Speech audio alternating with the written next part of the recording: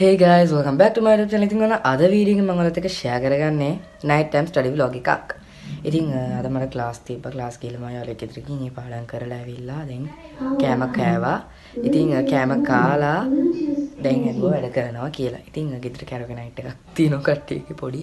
ඉතින් ඒකට පොඩ්ඩක් join වෙලා සින්දුවක් දෙකක් කියලා බලනවා try කරලා ඊයේත් රැසින්දු කිව්වා අපි. ඊට පස්සේ දැන් වැඩ කරන්න ඕනේ. අපි පොත් මේසස් කරගෙන ලෑස්ති වෙමු. ඉතින් ඔන්න ඔයාලට පොඩි ඔෆර් එකක් තියෙනවා මගේ. ඉතින් මේ තියෙන්නේ BN Handmades එකේ Zuraifa මට ඒකෝ gift එකක්. ඉතින් මේ තියෙන්නේ ribbon roses මෙතන roses 10ක් තියෙනවා. මේ බොකේ එකක් නෙමෙයි එව්වේ roses තමයි එව්වේ. ඉතින් මේ flowers ටික ribbon roses ඔයාලට පුළුවන් මේ වගේ flowers ගන්න වෙන පල්ලේ හදන WhatsApp number එකට message එකක් දාන්න. ඉතින් ඉතින්ම අපි අස් කර ගන්න ඕනේ. ඉතින් දැන් වෙලාව 9 විතර වෙලා 9:06 විතර වෙලා ඉක්මනට අපි පොත් මේසස් කරගෙන වැඩි ලේස්ති වුම් පාඩම් කරන්න. ඉතින් ඔන්න පටන් ගත්ත ගමන් මොකක් හරි කඩා ගන්න එපේ. කැඩුනා.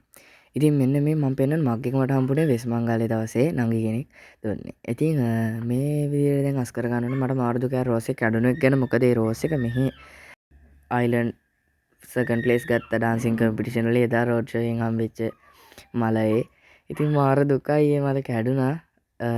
කමක් නැහැ අපි කාලව ගන්න ඕනේ. බලමු ඉස්සරහ වෙනකම් වීඩියෝ එක ඔයාලා එන්ජොයි කරා කියලා මම හිතනවා කාලෙකින් දාපු vlog එකක් නිසා.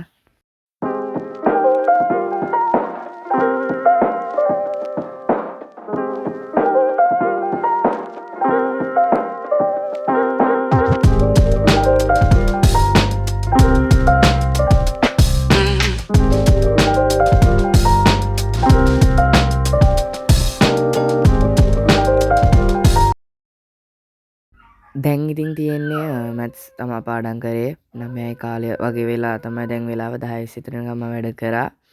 ඊළඟට තව ක්ලාස් එකක් තියෙන එකත් මැත්ස් එක සිංහල මීඩියම්.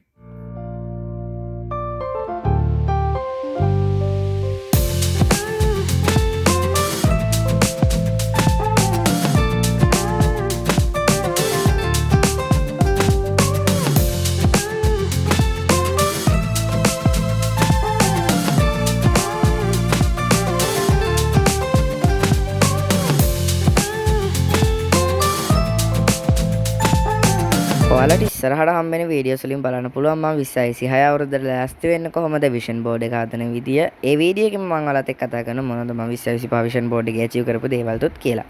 ඒ වගේම ජර්නල් setup එක, Christmas vlogs දෙකක් තුනක් විතරට හම්බෙවි recipes එක්ක.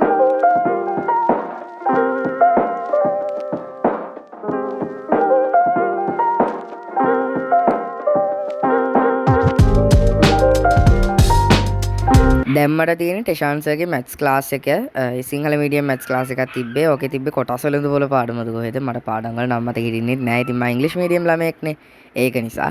ඉතින් දැන් මෙතන ඉඳන් මම වොයිස් ඕවර් දාන එක නවත්තනවා. මට කටහඬත් වෙනස් වෙලා තියෙන්නේ. මට සෙම හැදලා අනිත් එක බල්ලොත් කෑ ගහනවා. ඉතින් ඔන්න දැන් ඔහොම මම ඇඳත් අස් කරගෙන ලෑස්ති වෙන්නේ භාවනා කරන්න. හැමදාම වගේ දැන් මම භාවනා කරනවා.